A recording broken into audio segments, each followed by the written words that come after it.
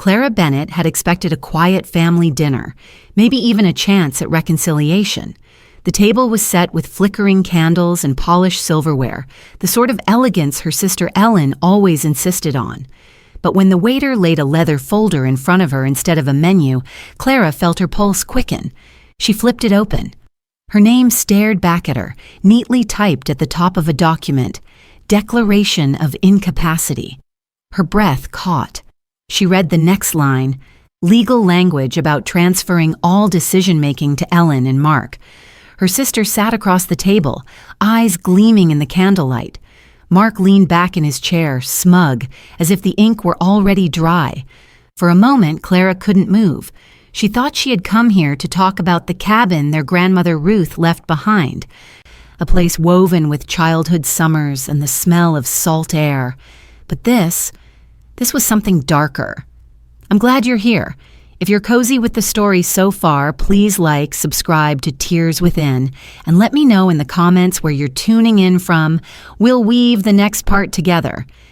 Ellen's smile stretched. Clara, it's for your own good. You've been under stress, and Mark and I just want to help.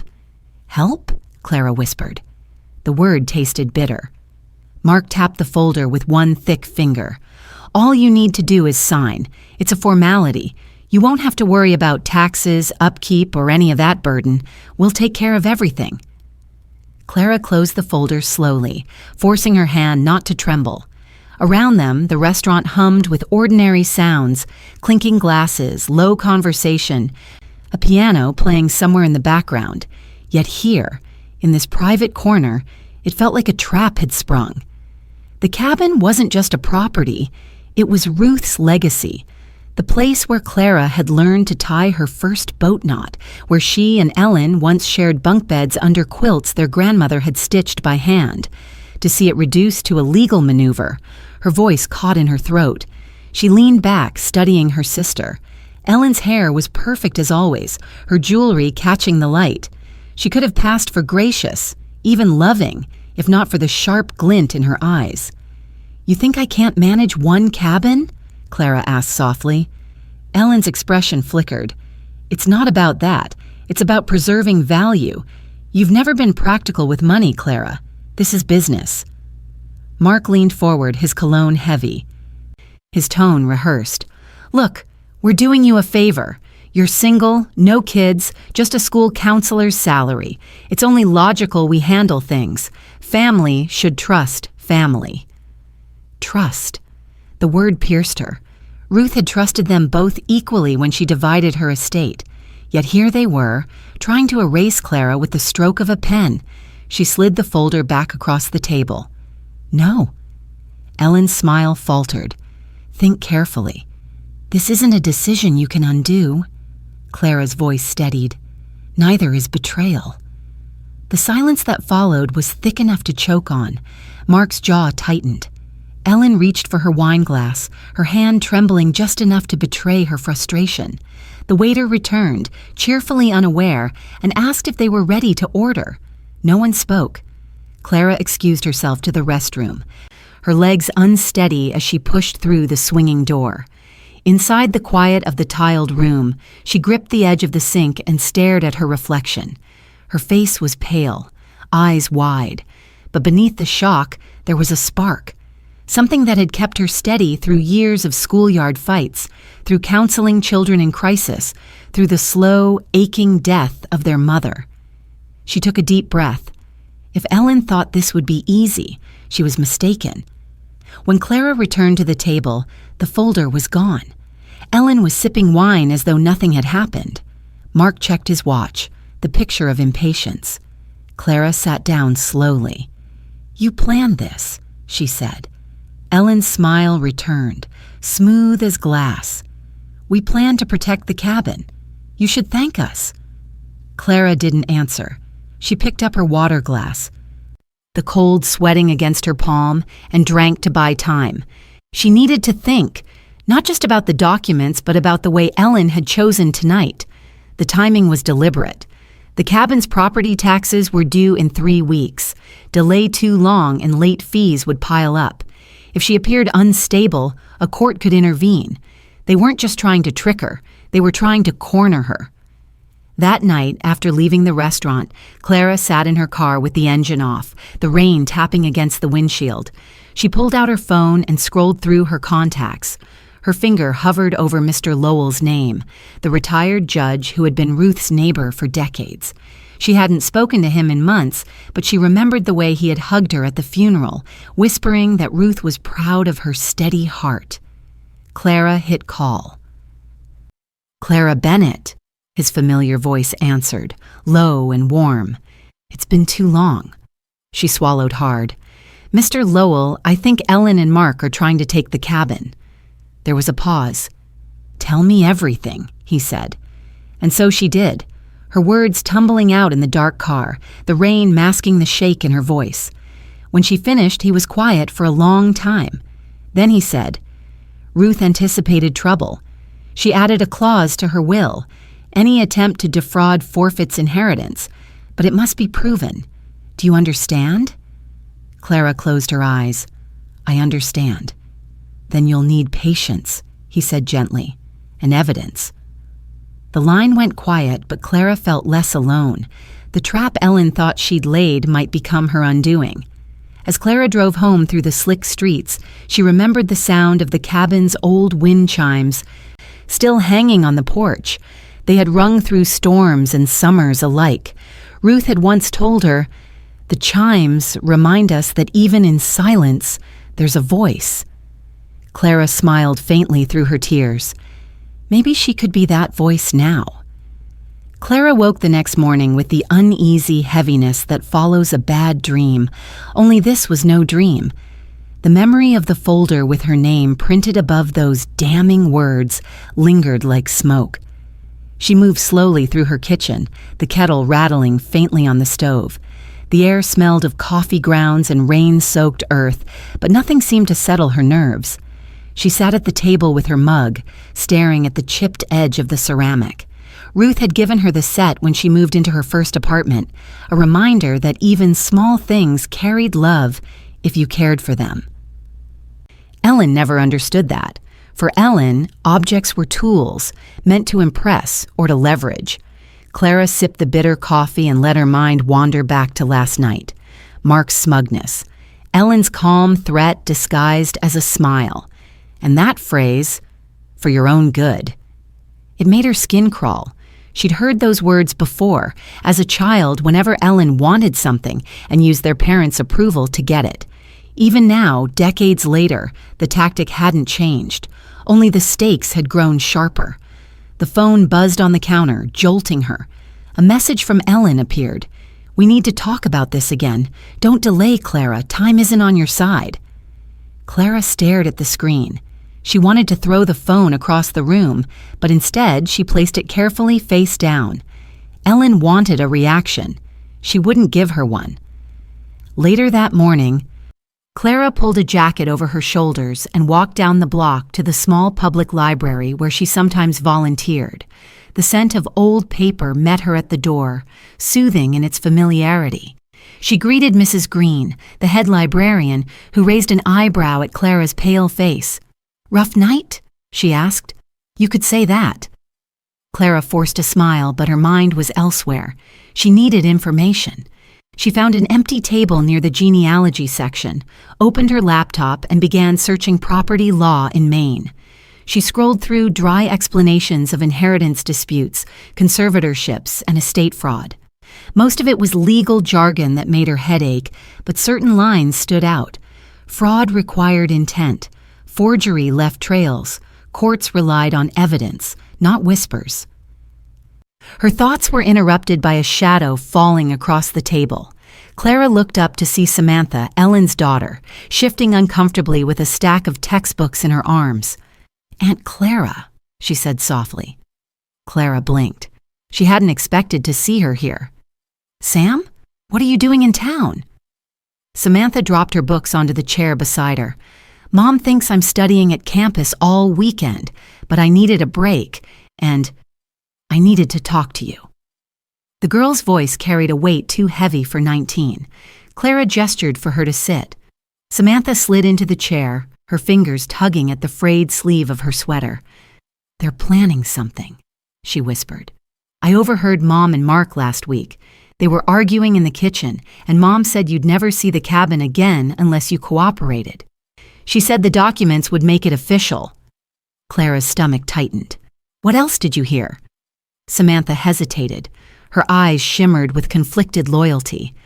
"Mark told her they should have pushed you harder years ago before Grandma even passed, and Mom said, she said she'd cut me off from you if you didn't sign. She doesn't want me spending time with you anymore." Clara reached across the table, taking Samantha's hand. "Sam, listen to me. None of this is your fault, and nothing your mother says can erase the bond between us." Samantha's lips trembled. "I don't want to lose you, Aunt Clara. I don't care about the cabin. I care about you." Clara squeezed her hand. "The cabin matters because it's tied to Ruth, but you matter more. I promise you, I won't let them use you as a weapon." A tear slipped down Samantha's cheek. She wiped it quickly, glancing around the library as if afraid to be seen. "I don't know what to do. If she finds out I came here." "You did the right thing," Clara said. "But for now, keep this between us. Let me handle it. Can you do that?" Samantha nodded reluctantly. "I'll try. Just be careful." Clara watched her leave, her chest aching. 19 was too young to carry the weight of divided loyalties, yet Samantha was caught in the middle of her parents' schemes. Clara's resolve hardened. If not for herself, then for Samantha, she had to fight. That evening, Clara drove to Mr. Lowell's house, a weathered, clapboard home that overlooked the harbor. The retired judge welcomed her in with a firm handshake and the smell of wood smoke clinging to his sweater. "You look tired," he observed, guiding her to a chair by the fire. "I feel tired," Clara admitted. "But more than that, I feel trapped. Ellen knows the taxes are due soon. She's using the deadline to pressure me." Mr. Lowell nodded slowly. "Classic tactic. Create urgency, force rash decisions. But you're not without options." Clara leaned forward. "You said Ruth's will had a clause about fraud." "That's right," he said. "I've kept a copy in my files. Ruth anticipated conflict. If one heir attempts to coerce or deceive the other, their claim is void. The challenge is proving it in a way that stands up in court." Clara thought of Samantha's whispered confession. What about recorded conversations? "They can be powerful," Lowell said, "especially if you're upfront about the threats you've received. But you'll need more. Forged signatures, fake documents, something tangible." Clara nodded, though her pulse quickened. She had always lived quietly, counseling children and avoiding conflict whenever possible. Now she was plotting evidence like a detective in one of Ruth's mystery novels. Before leaving, Mr. Lowell handed her a worn leather folder. "This is Ruth's will. Study it. Know it as well as you know your own heartbeat, because Ellen will twist every word if she can." Clara drove home with the folder on the seat beside her. The street lamps cast long shadows across the wet pavement, and the sound of the wipers matched the rhythm of her racing thoughts. At home, she brewed tea and spread the documents across the kitchen table. Ruth's handwriting appeared in the margins of some pages, neat and purposeful. Clara traced the ink with her finger, feeling as though her grandmother were guiding her even now. The clause was there. Just as Lowell had said, any act of coercion, fraud, or deception shall result in immediate forfeiture of claim. Ruth had always been perceptive, always careful. Perhaps she had known Ellen's hunger would one day devour reason. Clara closed the folder and leaned back in her chair. She remembered summers at the cabin, sitting on the porch swing while Ruth hummed hymns, Ellen rolling her eyes, Mark not yet in the picture. Back then, the cabin had been a place of peace. She would not let it become the spoils of greed. The following week, Clara received another message from Ellen. "Meet us Friday at the cabin. Bring the deed papers. Let's finish this." Clara stared at the screen. Her hands were steady now, her fear burned down to embers of resolve. Friday would not be an end, it would be a beginning. She tucked Ruth's will into her bag, poured herself another cup of tea, and listened to the faint echo of wind against the windows. The cabin awaited, along with the confrontation she could no longer avoid. The drive to the cabin wound along the coastal road, pine trees leaning in as though listening. Clara gripped the steering wheel, the hum of the tires steadying her nerves. She hadn't been back since Ruth's funeral. The thought of stepping into that house again filled her with both comfort and dread. Comfort because it still smelled of sea air and cedar. Dread because she knew Ellen and Mark would be waiting with sharpened smiles. The sun was sinking low when she pulled up the gravel drive. The cabin looked the same as ever. Weathered shingles, wide porch, the old wind chimes clinking faintly in the breeze. Ruth's touch lingered everywhere. From the flower boxes beneath the windows to the rocking chairs she had refinished herself. Clara paused at the steps, inhaling deeply. "This is home," she thought, "and I won't let them take it." Inside, Ellen was already seated at the dining table, papers spread before her like a dealer in a rigged card game. Mark stood near the fireplace, hands tucked in his pockets, posture radiating smug control. The faint smell of pine smoke filled the room, but instead of comfort, it carried menace. "You're late," Ellen said, her tone clipped. Clara set her bag on a chair. "Traffic." Mark gestured to the papers. "We'll make this quick. Just sign, Clara. The longer you drag it out, the more complicated this gets." Clara looked at her sister, at the calm certainty in her expression, and remembered Samantha's trembling voice. They were planning something. Clara moved slowly, pulling out Ruth's will from her bag. She laid it gently on the table, its worn leather cover stark against Ellen's fresh stack of documents. "I brought the original," Clara said. "Seems we should keep things honest." Ellen's smile faltered for the briefest second. "That's irrelevant. We've consulted experts. These papers will stand in court." Clara slid into a chair, folding her hands. "Funny, I spoke to a retired judge. He thinks differently." Mark's jaw twitched. "You're bluffing." "Am I?" Clara asked softly. The silence stretched, broken only by the creak of the wind chimes outside. Then Ellen pushed a paper toward her. "Stop wasting time. This is for your own protection." Clara lifted the document, scanning it with deliberate care. The language was dense, but certain phrases leapt out. Transfer of rights. Irrevocable authority, sole decision-making vested. She felt a chill.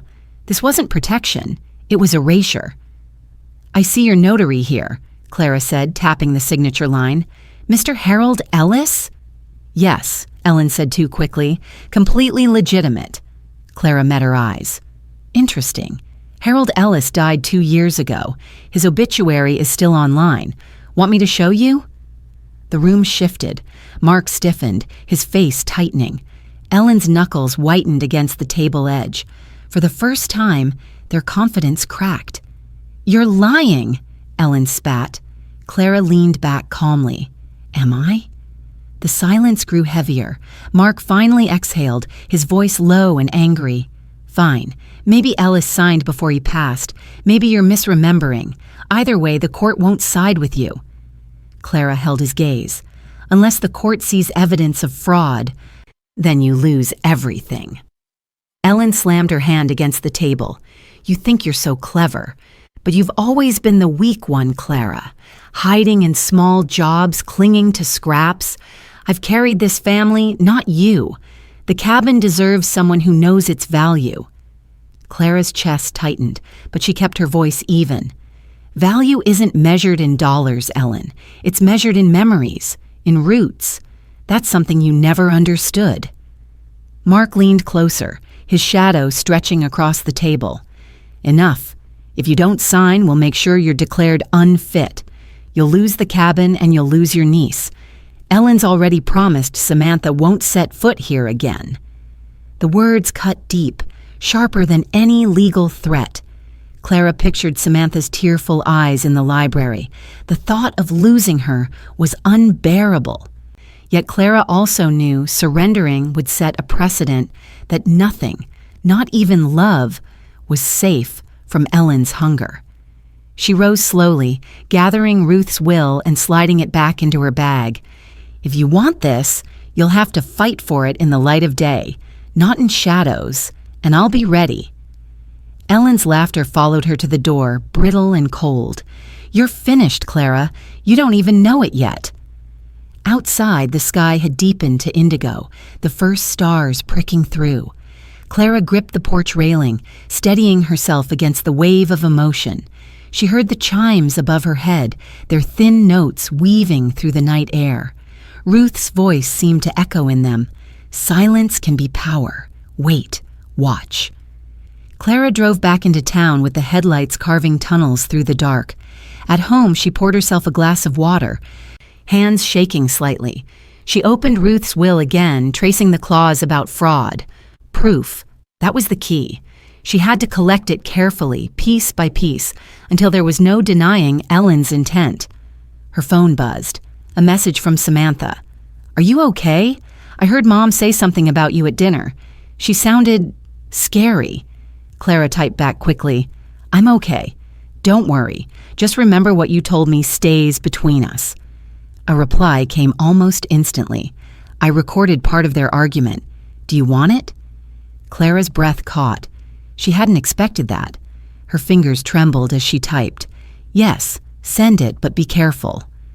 Moments later, an audio file arrived. Clara pressed play with her heart in her throat. Ellen's voice filled the room, sharp and unmistakable. "If she refuses again, we'll make her look incompetent. We'll show the court she's unstable. Mark, she doesn't stand a chance." Mark's reply followed.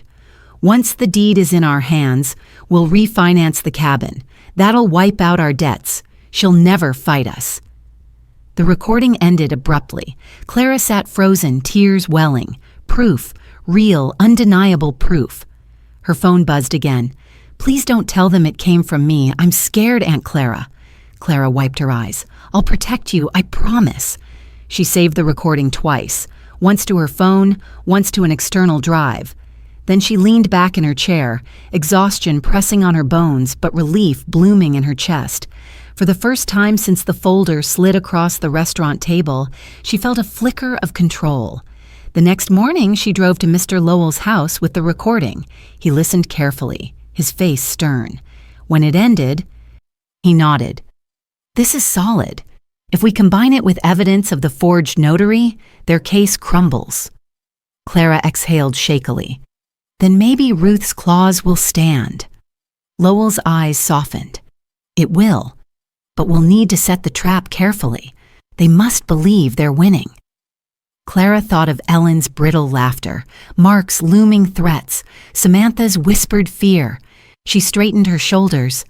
"Then let's set it." The plan began with small steps, each one deliberate. Clara knew Ellen and Mark expected her to retreat, to sulk quietly until she caved.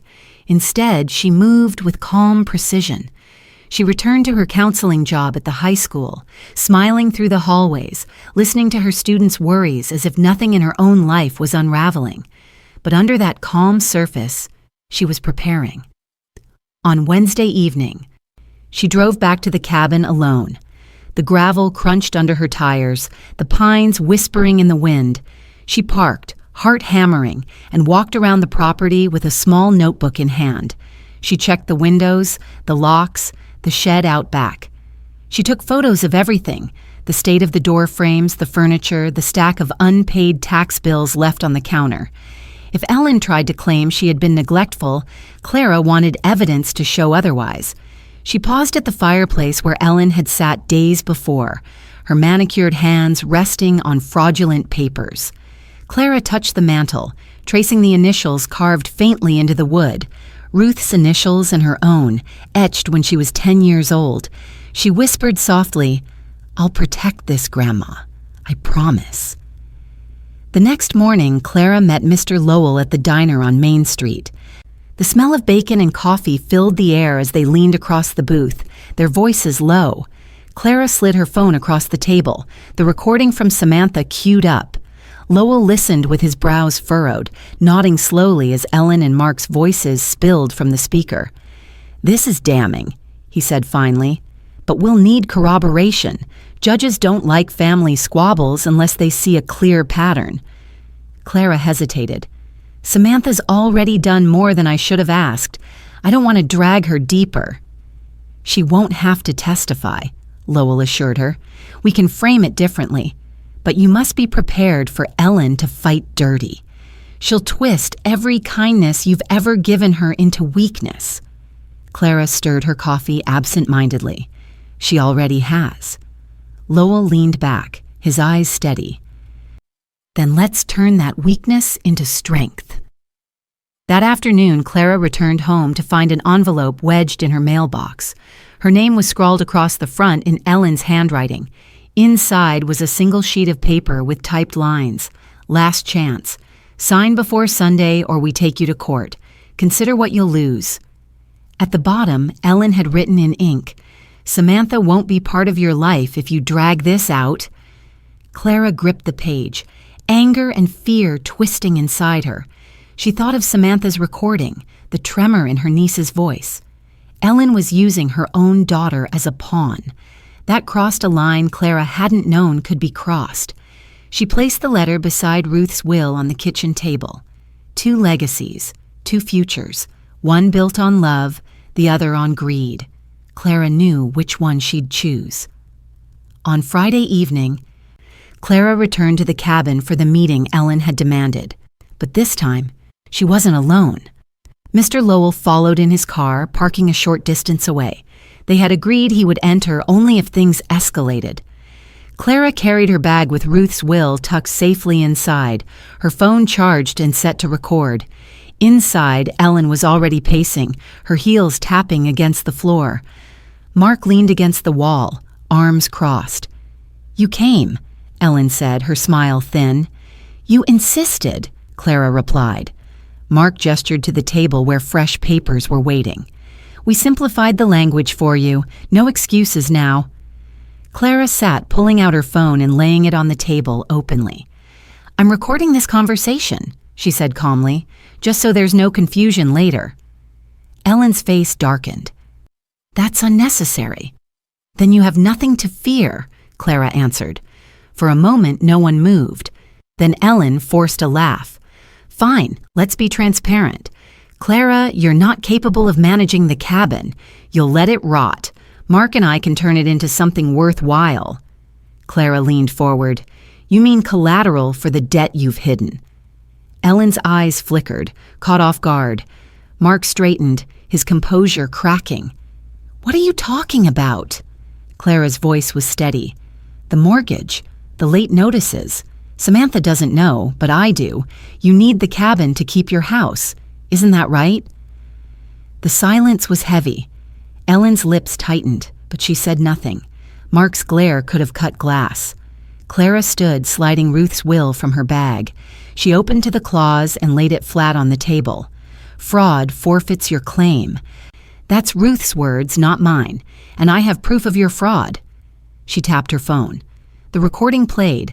Ellen's voice rang through the cabin, sharp and undeniable. We'll make her look incompetent. She doesn't stand a chance. Mark cursed under his breath. Ellen lunged for the phone, but Clara snatched it back. Try to take this and you prove my point. The room crackled with tension. Then Ellen's mask shattered. She slammed her hands on the table, leaning close. You think you've won. Courts are messy. Money talks louder than memories.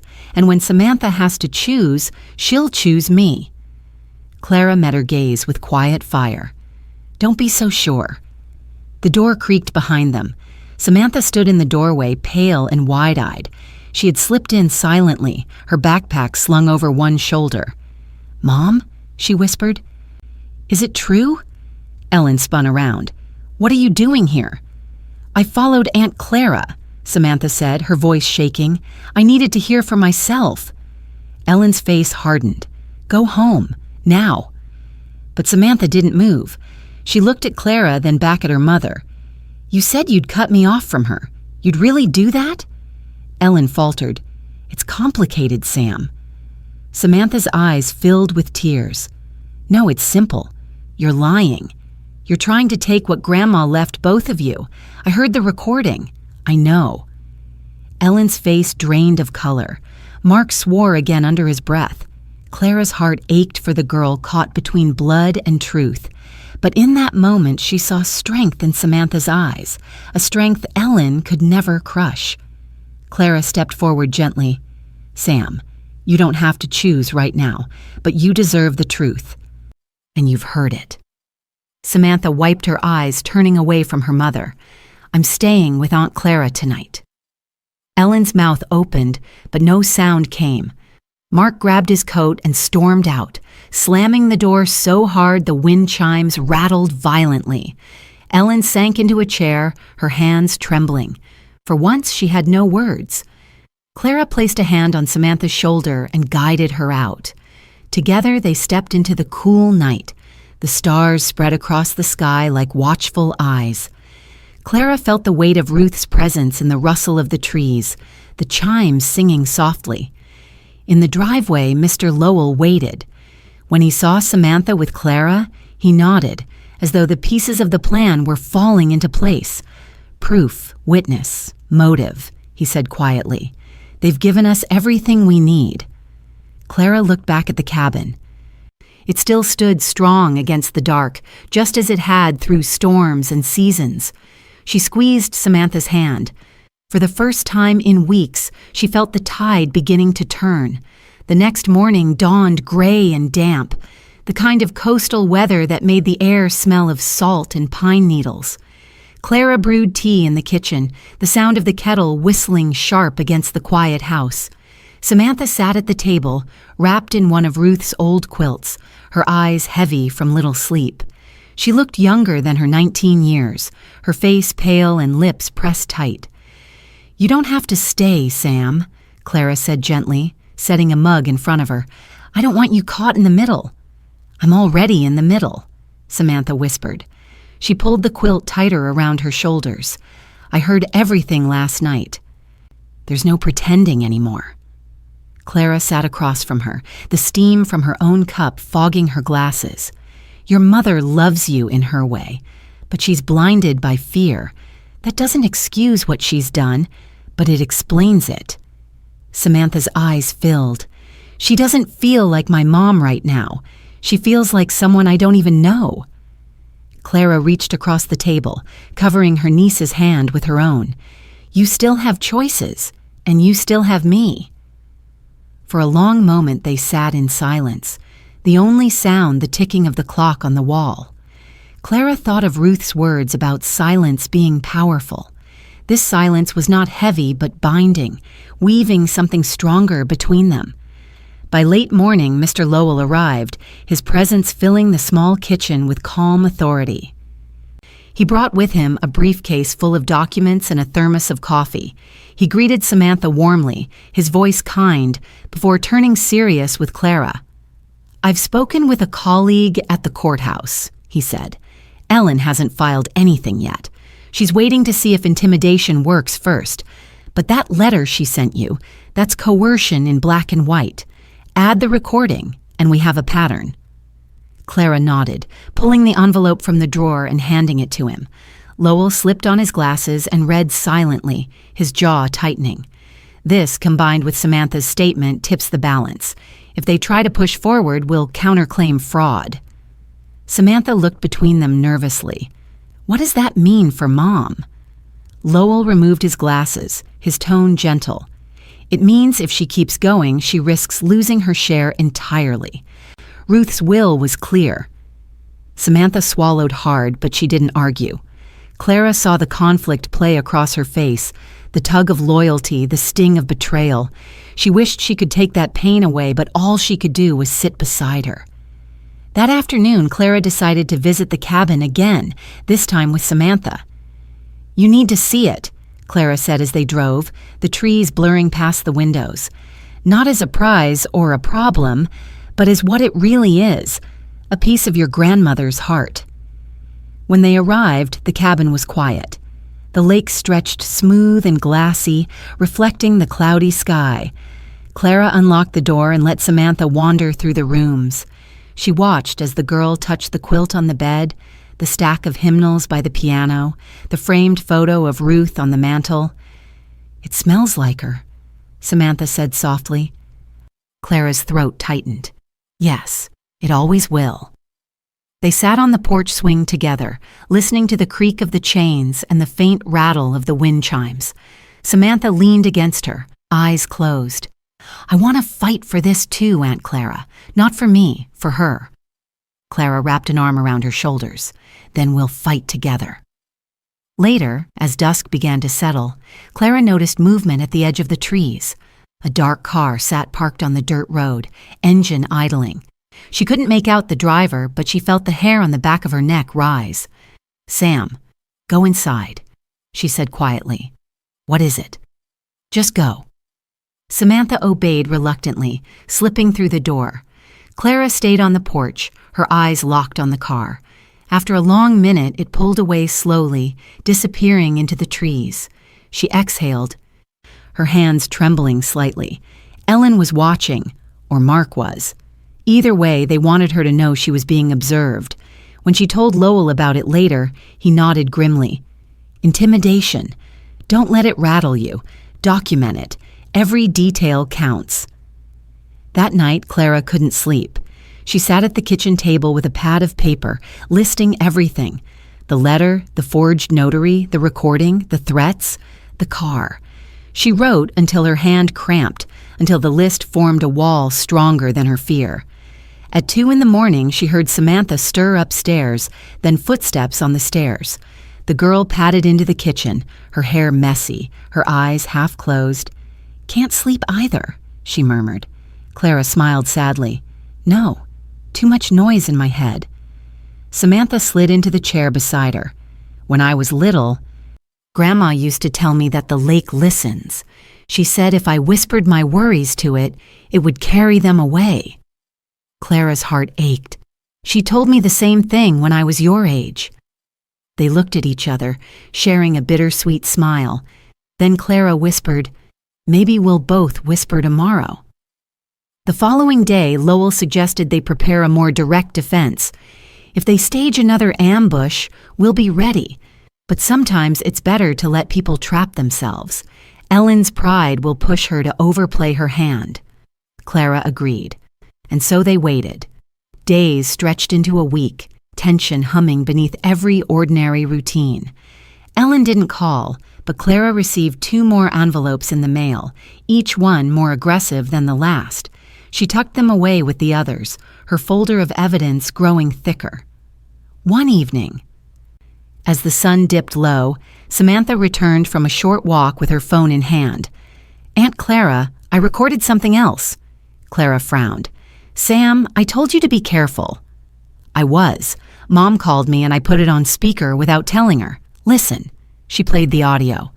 Ellen's voice was sharp, laced with desperation.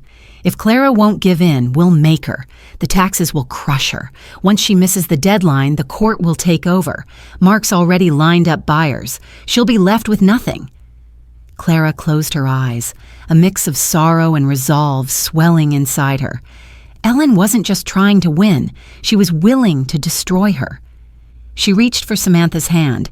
"You've done enough, Sam. More than enough. The rest is on me now." But as she said it, she knew it wasn't true. This battle wasn't hers alone anymore. Ruth's memory, Samantha's courage, Lowell's guidance, they were all threads in the net drawing tight around Ellen and Mark. And when it closed, there would be no escaping. Sunday morning arrived with a crisp chill that seeped through the windows. Clara woke early, restless, and stood at the kitchen sink watching fog rise from the lake. The water shifted gently, reflecting the pale pink of dawn. It should have been peaceful, but her stomach was tight with dread.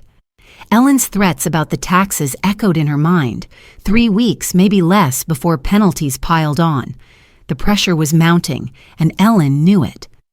Samantha wandered in, still wrapped in Ruth's quilt. "You didn't sleep again," she murmured. Clara shook her head. "Too many thoughts." They sat in silence for a while, sipping tea, listening to the faint rattle of the wind chimes outside. Clara wondered if Ruth had foreseen all this when she wrote her will. The clause about fraud seemed prophetic now, as if Ruth had known her eldest granddaughter might one day try to bend truth into currency. By mid-morning, Lowell arrived. He looked tired too, but his eyes were steady. He set a folder on the table and adjusted his glasses. "We need to talk about strategy. Ellen is going to push harder. When she realizes you won't budge, she'll force a confrontation. We can't stop that, but we can be ready." Clara leaned forward. "What do you suggest?" "A staged meeting," he said plainly. "One where she thinks she's closing the deal. We'll let her talk freely, let her arrogance betray her. Then we'll reveal what we've gathered." Samantha shifted uneasily. "You mean a trap?" Lowell nodded. "Exactly. But one set in the open, with enough witnesses to make it undeniable." Clara thought of the recordings, the letters, the forged notary. Evidence alone was powerful, but Ellen's downfall would only come if her own words damned her. Clara felt a pang of guilt. This was her sister. Blood, shared history, childhood summers at the lake. Yet the choice was no longer between betrayal and forgiveness. It was between surrender and survival. She nodded slowly. "Then let's set the stage." The following days were a blur of quiet planning.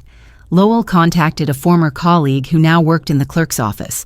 They arranged for a neutral space, the town hall's community room, under the pretense of a mediation session.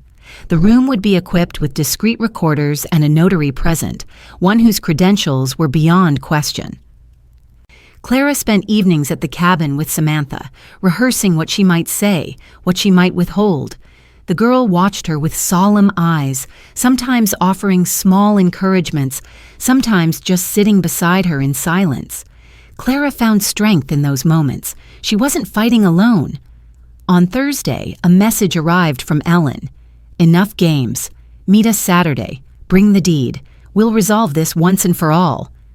Clara read the words twice, then passed the phone to Lowell. He smiled grimly. "Perfect.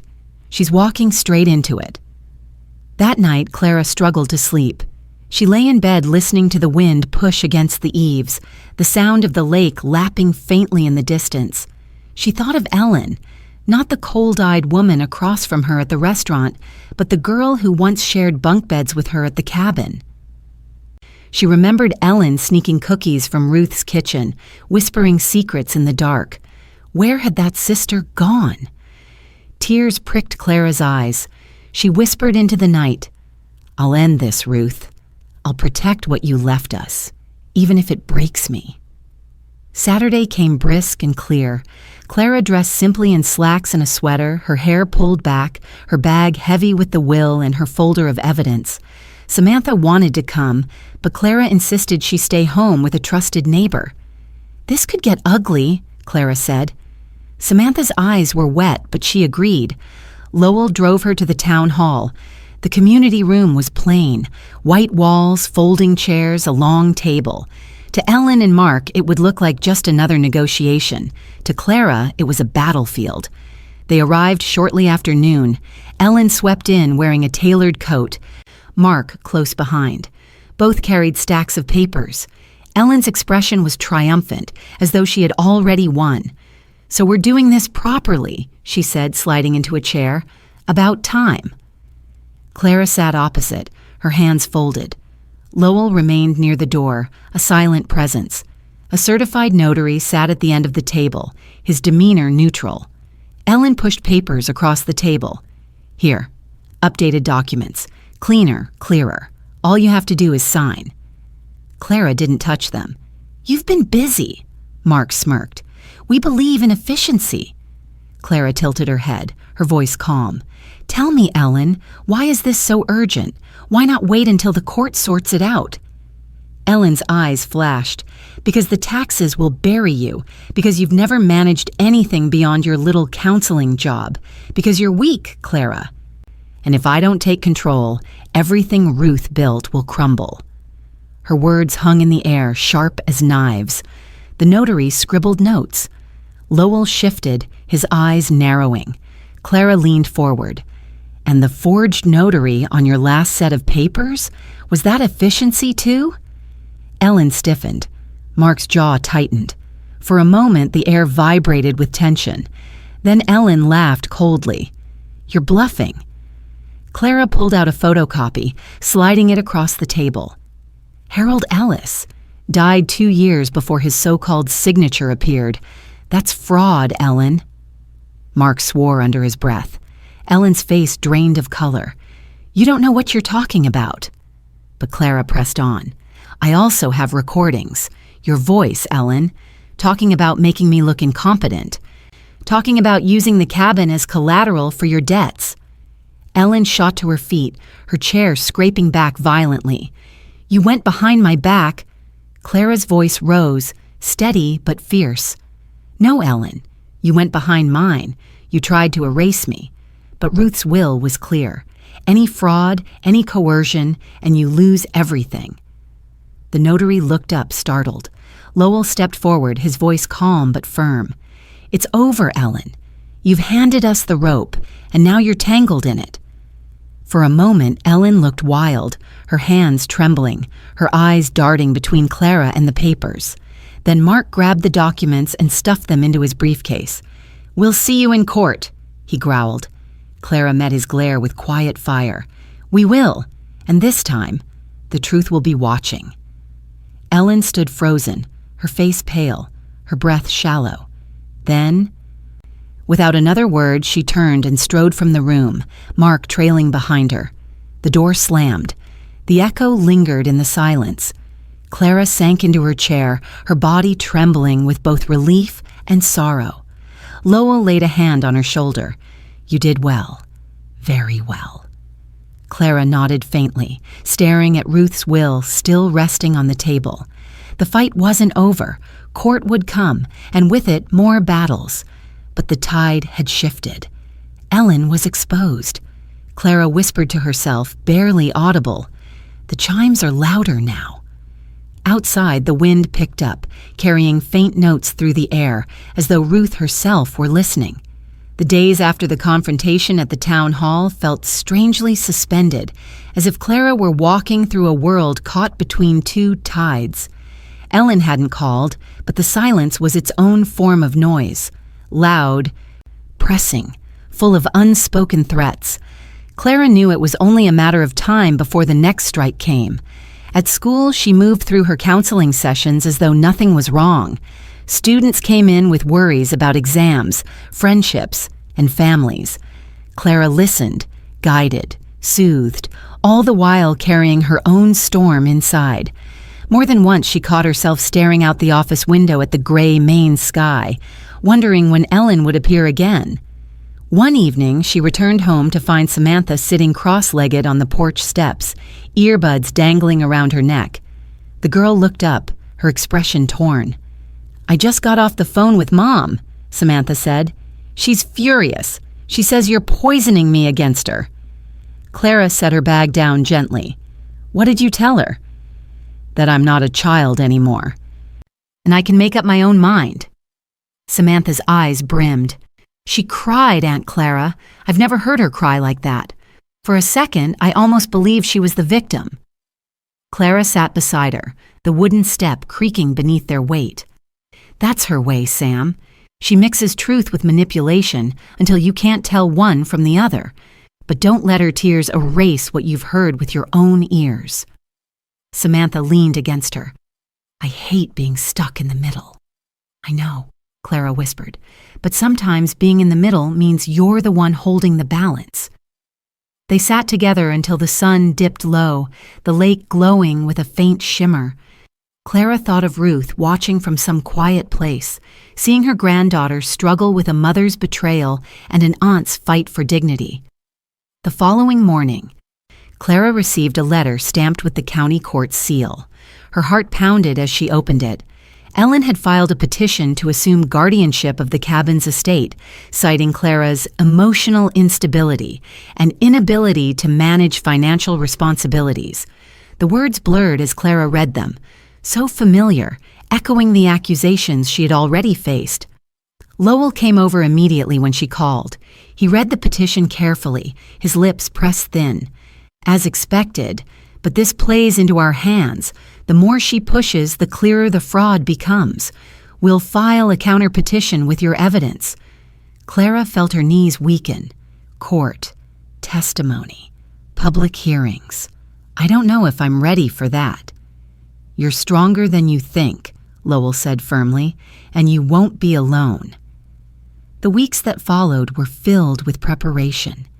Clara met with Lowell's legal contacts, each meeting a blur of questions and paperwork. She gathered bank statements, photographs of the cabin, copies of Ellen's letters. Samantha provided her recordings, reluctantly but resolutely. At night, Clara sat at her kitchen table surrounded by papers, the sound of the wind chimes drifting faintly through the open window.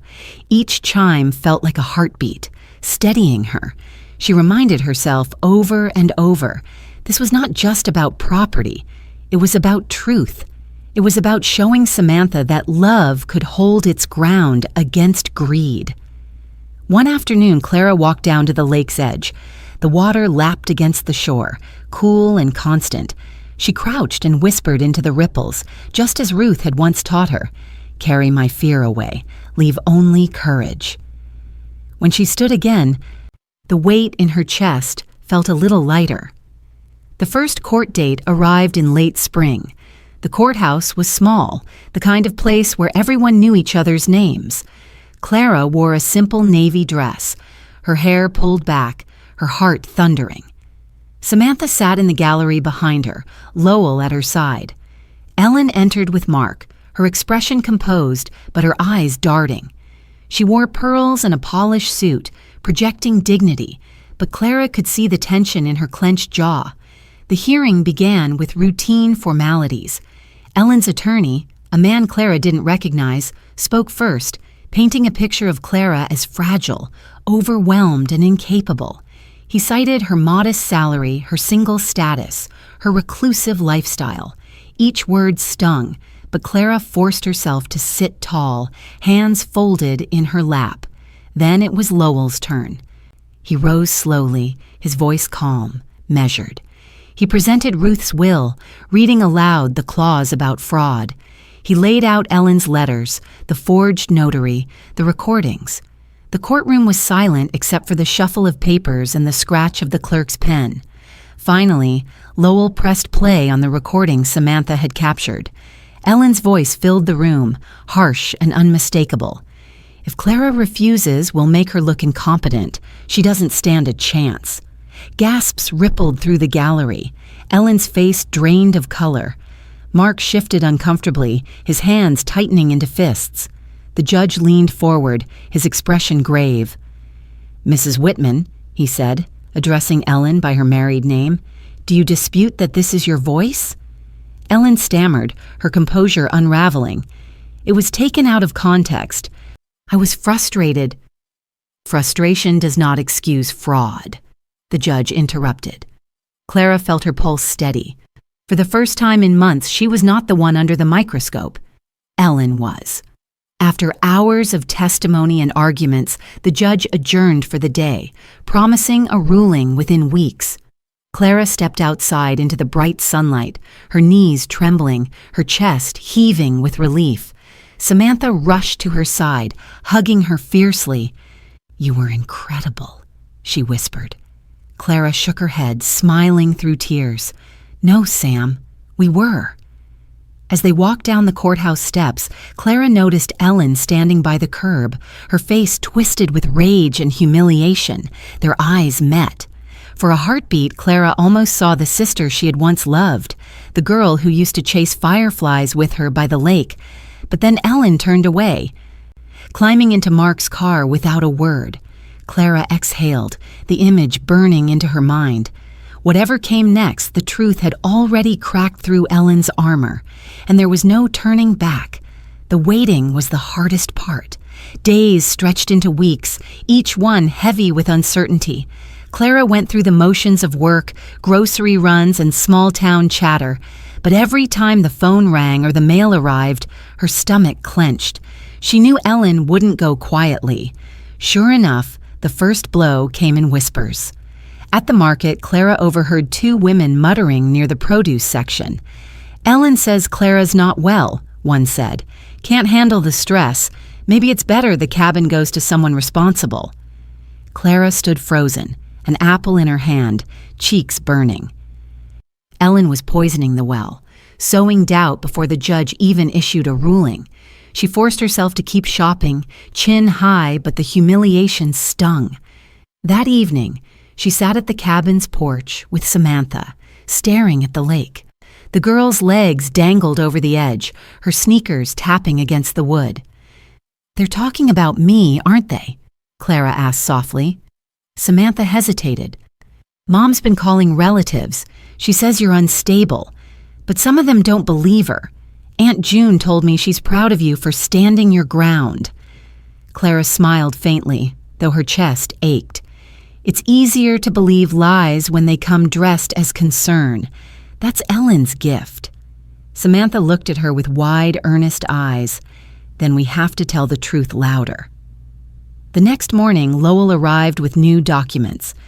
He spread them across Clara's kitchen table, the papers rustling like wings. "We have something strong," he said, pointing to a notarized affidavit. "Your neighbor spotted Ellen's car outside the cabin late one night.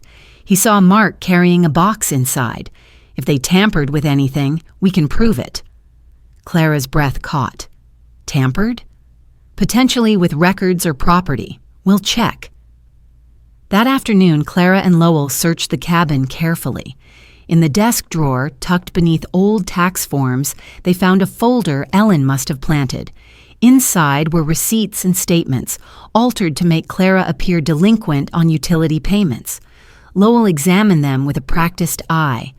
"These are sloppy forgeries," he said, holding one up.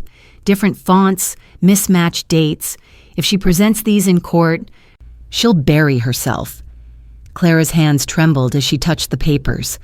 "She's willing to fake anything." "Which only strengthens your case," Lowell reminded her. "Stay steady." But steadiness wasn't easy when the enemy wore your sister's face. That night, Clara sat on the porch alone, listening to the chimes. She remembered Ellen at 16, twirling in Ruth's garden with daisies in her hair. Back then, she had seemed full of light. Where had that light gone? Clara whispered into the darkness, "I wish I could have saved you, Ellen, but you chose this path." The final court date arrived sooner than expected. The judge had expedited the process, weary of the escalating conflict. Clara dressed in the same navy dress, smoothing the fabric nervously. Samantha kissed her cheek before she left, whispering, "Remember? Grandma's watching." The courthouse was packed with curious townsfolk. Ellen and Mark sat stiffly at the petitioner's table, their attorney whispering frantically. Clara noticed the sheen of sweat on Mark's forehead, the restless tapping of Ellen's fingers. Proceedings began with Ellen's side. They submitted the forged receipts, insisting Clara had neglected bills and let the cabin fall into disrepair. The judge examined them carefully, frowning. Then Lowell rose, his voice calm but cutting. "Your Honor, these documents are fabrications. We have testimony from the utility companies themselves confirming payments were current, and more importantly," he laid the originals beside the forgeries, "we have evidence of alteration, different ink, inconsistent headers. This is fraud." Gasps rippled through the gallery. Ellen's face flushed scarlet. Mark shifted, jaw clenched. Lowell didn't stop there. He presented the neighbor's affidavit, the letters Ellen had written, and the audio recordings. Each piece layered onto the next until the picture was undeniable. Ellen and Mark had orchestrated a calculated scheme to strip Clara of her inheritance. Clara sat still, her heart thundering, as Ellen finally broke. She stood abruptly, shouting across the courtroom, "She doesn't deserve it! She never appreciated Ruth the way I did. She hides behind her little job and her quiet life, but she's nothing. I carried the family. That cabin should have been mine." The judge's gavel cracked sharply. "Mrs. Whitman, sit down." But the damage was done. Her outburst had revealed everything. The courtroom buzzed with murmurs. Clara kept her gaze steady. though inside her heart cracked at the raw desperation in Ellen's voice. When the hearing concluded, the judge announced he would issue a ruling within 48 hours. Clara walked out into the sunlight, dazed. Samantha rushed to her, hugging her tightly. "You held strong," Samantha said. "That's what Grandma wanted." Clara nodded, tears stinging her eyes. She didn't feel strong. She felt hollow, scraped clean. But as she looked at Samantha, at Lowell's approving nod, she knew the fight had meaning beyond walls and land. 2 days later, the ruling came. The court rejected Ellen's petition outright, citing multiple instances of fraud and coercion. More than that, it invoked Ruth's clause. Ellen forfeited her share entirely. The cabin was awarded solely to Clara. Clara read the judgment twice, her hands shaking.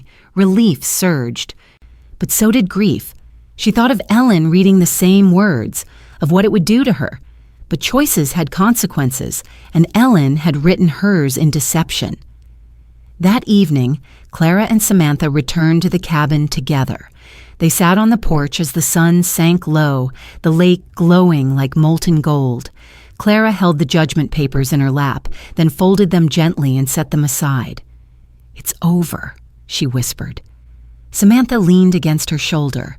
"No, it's just beginning." The chimes stirred above them, carrying their faint song across the water.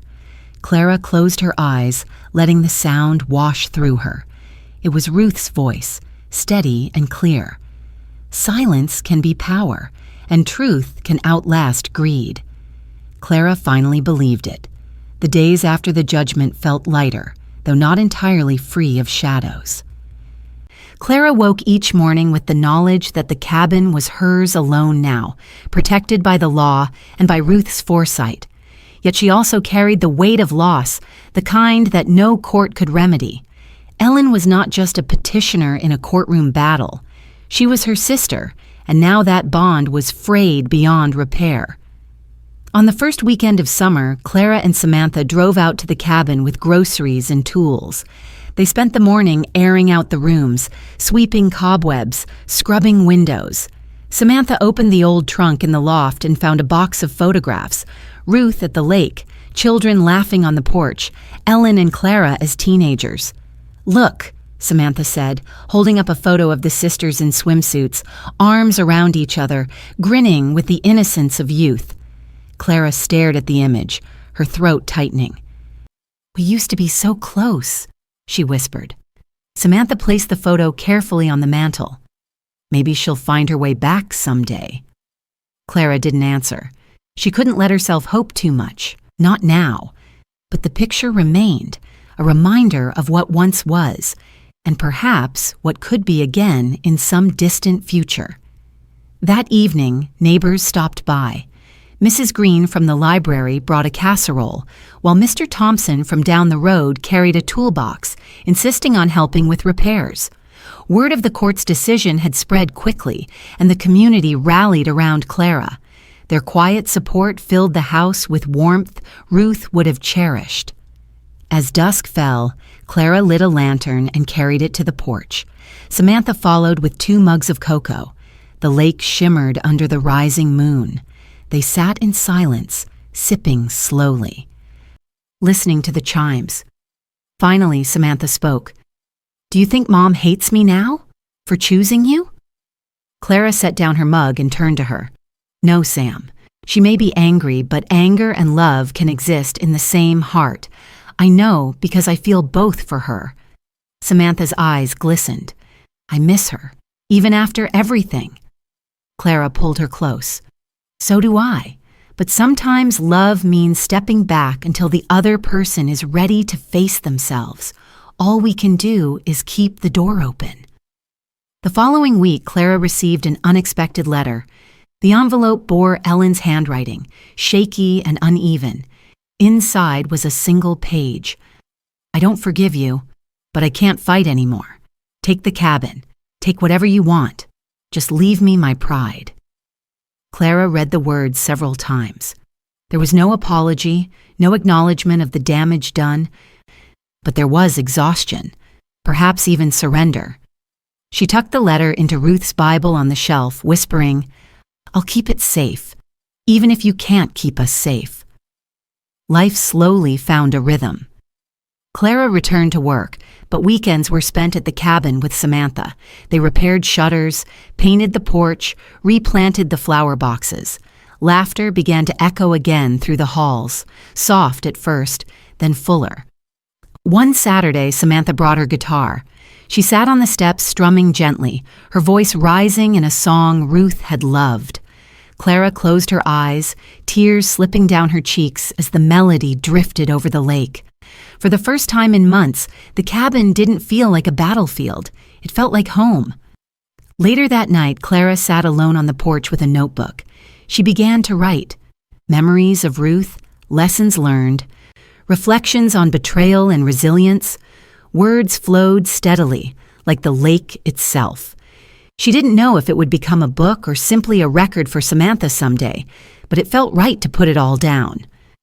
Halfway through, she paused, listening to the chimes stir in the evening breeze. They sounded clearer than ever, as though carrying a message across time. Clara smiled faintly. "I hear you, Ruth. I'm listening." Summer stretched on, bringing long golden days and quiet nights. The cabin became a place not just of memory but of renewal. Clara planted herbs in the garden, Samantha painted murals in the loft, and neighbors drifted in and out, always welcomed with tea and stories. Yet beneath the peace, Clara carried one final truth. The fight had cost her a sister. She didn't know if the wound would ever heal, but she knew she had chosen the path Ruth wanted, honor over greed, dignity over surrender. One evening, as the sun dipped low, Clara whispered to Samantha, "Whatever happens with your mother, promise me you'll remember this. Love is not weakness, it's strength. But it only stays strong when you guard it with truth." Samantha nodded solemnly. "I promise." The lake shimmered, the chimes sang, and Clara felt the weight of the season settle into her heart. The battle was nearly over, but its lessons would echo for the rest of her life. Autumn crept in quietly, painting the trees along the lake with reds and golds. The air carried the crisp bite of change, and Clara found herself reflecting more often, standing on the porch with her mug of tea, watching leaves drift across the water. The cabin had survived another season. Not just intact, but alive, filled with voices and laughter again. One Saturday morning, Samantha arrived early with a bag of groceries and her guitar slung over her shoulder. "I thought we could make soup and music," she said with a grin. Clara laughed, letting her in. Grandma would approve. They spent the day chopping vegetables, simmering broth, and filling the house with warmth. As the soup bubbled, Samantha picked up her guitar and began to play. The melody drifted through the kitchen, mingling with the scent of rosemary and thyme. Clara hummed along, her voice steady, until the two of them were singing together, a duet of memory and hope. When the song ended, Clara wiped her eyes. "You know, Ruth always said music was a kind of prayer. I think she'd be proud to hear us now." Samantha smiled softly. "I feel her here all the time, like she's listening." Later, they carried their bowls of soup to the porch and watched the sun dip toward the horizon. The chimes swayed gently, their notes weaving through the cool air. Clara looked at Samantha, who sat cross-legged on the swing, spoon in hand, and felt a surge of gratitude. "You've been so brave," Clara said quietly. "Caught between two worlds, and yet you stood for truth. That takes strength." Samantha shrugged, though her cheeks flushed. "I just didn't want to lose you." Clara reached over, squeezing her hand. "You won't. Not now. Not ever." A silence followed, comfortable this time, not heavy. Clara let her mind wander to Ellen. She imagined her sister alone in her house, Mark gone more often than not, Pride her only companion. A pang of sorrow twisted through her chest. "Do you think she'll ever come back to us?" Samantha asked, as if reading her thoughts. Clara shook her head slowly. "I don't know. I hope so. But some journeys, people have to take alone." The following week, Clara received a thin envelope in the mail. She recognized Ellen's handwriting immediately. Her heart raced as she opened it, but inside was only a short note. I heard the ruling. I won't fight anymore. Don't expect forgiveness, but don't expect more trouble either. Clara read it twice, then folded it neatly and tucked it into her notebook. It wasn't reconciliation, but it was an ending of sorts. Sometimes, she thought, survival was the closest thing to peace. That evening, she sat on the porch with her notebook open, writing again. She described Ruth's chimes, Samantha's laughter, the courtroom battles, the ache of betrayal, and the quiet relief of justice. Words flowed like the tide, steady and unhurried. She wasn't writing for fame or for history, just for clarity, for the promise she had made to herself to make it mean something. As darkness fell, Samantha joined her with a blanket. Together they watched the stars emerge, one by one, until the sky was alive with light. "You know what I realized?" Samantha whispered. "The cabin isn't just Grandma's, it's ours now, a place for us to build new memories." Clara smiled, her heart swelling. "Yes, Sam, that's exactly what it is." The wind stirred and the chimes began to sing. Their notes floated across the lake, mingling with the soft rustle of leaves. Clara closed her eyes, listening. She heard Ruth's voice in them, as clear as ever. Silence can be power. Truth can endure. Love can survive. Tears slipped down her cheeks, not from sorrow, but from release. The fight was over, but its lessons would echo forever. She whispered into the night, for Ruth, for Samantha, and even for Ellen, "We are still here, and we are still strong." The chimes answered, carrying her words into the darkness, into the future, into the endless rhythm of the tide. Our story ends here, but the echoes of family ties and the choices between love and ambition may still linger in your heart. If you've ever faced moments like these, share them in the comments so we can listen together. And don't forget to subscribe to Tears Within, so every night you'll have a gentle story to keep you company before sleep.